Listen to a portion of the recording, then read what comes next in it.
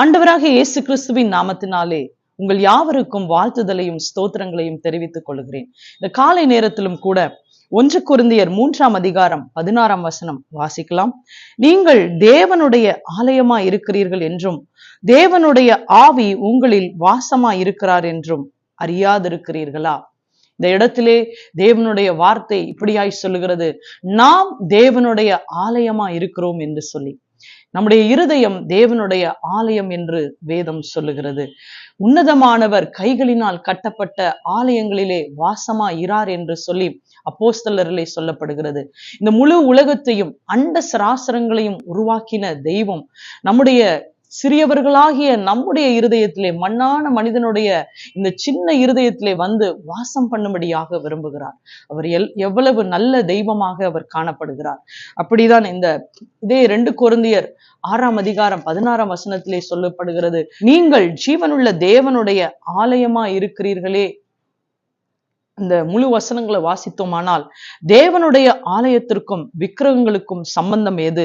நான் அவர்களுக்குள்ளே வாசம் பண்ணி அவர்களுக்குள்ளே உலாவி அவர்கள் தேவனாய் இருப்பேன், அவர்கள் என் ஜனமாய் இருப்பார்கள் என்று தேவன் சொன்னபடி நீங்கள் ஜீவனுள்ள தேவனுடைய ஆலயமாய் இருக்கிறீர்களே. தேவனுடைய வார்த்தை இந்த இடத்துல தெளிவாய் சொல்லப்படுகிறது. நாம் அவருடைய ஜனங்களாக, அவர் நம்முடைய தேவனாக காணப்படுகிறார். நாம் ஜீவனுள்ள தேவனுடைய ஜனங்களாக காணப்படுகிறோம், தேவனுடைய ஆலயமாக காணப்படுகிறோம். இந்த ஆலயத்தை ஒருவன் கெடுத்தால் அவனை தேவன் கெடுப்பார் என்று வேதம் சொல்லுகிறது. இந்த ஆலயத்தை நாம் கெடுக்கும் பொழுது, அசுத்தப்படுத்தும் பொழுது அதிலே தேவனால் வந்து வாசம் செய்திட முடியாது. இந்த உலகத்திலே குடியிருக்கிற நாம் நம்முடைய வீடுகளை அசுத்தப்படுத்தி வைத்திருப்போமானால், அதிலே குப்பையும் தூசியுமாக இருக்குமானால், நம்மால் எப்படி அந்த வீட்டிலே வசிக்க முடியும், குடியிருக்க முடியும்? அப்படிதான் அவர் மகா பரிசுத்தம் உள்ள தெய்வம் என்று வேதம் சொல்லுகிறது. அவர் எல்லா மனிதர்களை காட்டிலும் மகா பரிசுத்தரா இருக்கும் பொழுது, அந்த மகா பரிசுத்தம் உள்ள தேவன் அசுத்தமான இடத்திலே எப்படி வந்து வாசம் செய்ய முடியும்? அப்போ இந்த இருதயத்தை ஒவ்வொரு நாளும் பரிசுத்தப்படுத்தி அவருக்கு நேராக நம்முடைய இருதயத்தை திருப்பி அவருடைய இரத்தத்தினாலே நாம் கழுவப்படும் பொழுது, ஒவ்வொரு நாளும் பரிசுத்தப்படுத்தும் பொழுது அவர் அதிலே வந்து வாசம் செய்ய விரும்புகிறார். அதை நாம் கெடுத்து கொள்ளும் பொழுது, இருதயத்தை அசுத்தப்படுத்தும் பொழுது, வேண்டாத சிந்தைகள், தேவையற்ற காரியங்களை, தேவன் விரும்பாத காரியங்களை நாம் செயல்படுத்தும் பொழுது தேவனால் நம்முடைய உள்ளத்திலே வந்து வாசம் செய்திட முடியாது. வெளிப்படுத்துதலே சொல்லப்படுகிறது, அவர் வாசற்படியிலே நின்று தட்டுகிறாராம். நம்முடைய வாசற்படியிலே, இதயத்தின் கதவண்டையில வந்து தட்டி கொண்டிருக்கிறாராம். ஒருவன் என் சத்தத்தை கேட்டு கதவை திறந்தால் நான் அவனுக்குள்ளே வந்து பிரவேசிக்க ஆயத்தமாக இருக்கிறேன் என்று சொல்லுகிறார். உங்க வாசப்படியில நின்று கர்த்தர் தட்டி கொண்டிருக்கிறார். உங்க இதய கதவண்டையிலே வந்து தட்டி கொண்டிருக்கிறார். ஏனென்று சொன்னால், நீங்கள் அவருடைய ஆலயமாக இருக்கிறீங்க. நீங்க அவருடைய ஆலயமா இருப்பதனால அவர் வந்து வாசம் செய்யும்படி ஆயத்தமாக இருக்கிறார். நீங்க வருந்தி, ஆண்டவரே என்னுடைய இருதயத்துல வந்து வாசம் செய்யும் என்று நீங்க கூப்பிடும் பொழுது, அதை பரிசுத்தப்படுத்தும் பொழுது, தேவனுடைய இரத்தத்தினாலே கழுவும் பொழுது, நிச்சயமாகவே அவர் உள்ளே வந்து நமக்குள்ளே பிரவேசிக்க அவர் ஆயத்தமாக காத்து கொண்டிருக்கிறார். எத்தனை பேர் இந்த காலை நேரத்திலும் கூட நாம் அவருடைய ஆலயமாக இருக்கிறோம், தேவன் தங்குகிற வாசஸ்தலமாக நாம் காணப்படுகிறோம்.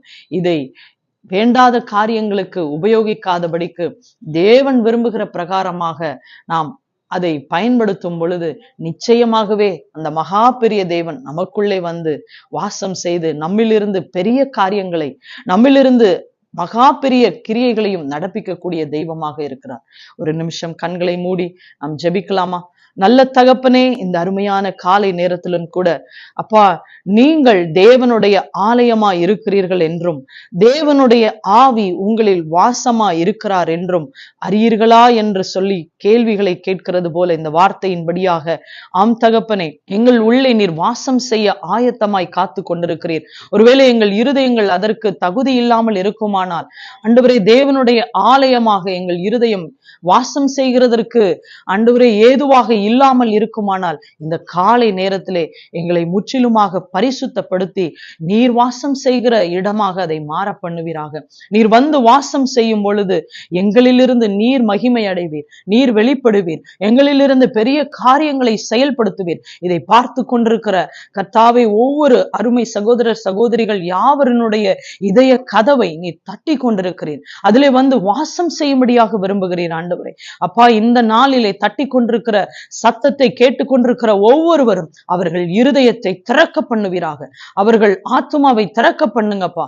பரிசுத்தப்படுத்தி கர்த்தர் விரும்புகிற இடமாக நீர் மாற்ற பண்ணுகிறீர். அதற்காய் நாங்கள் நன்றி செலுத்துகிறோம். இயேசுவின் மூலம் கேட்கிறேன் ஜீவனுள்ள நல்ல பிதாவே, ஆமேன்.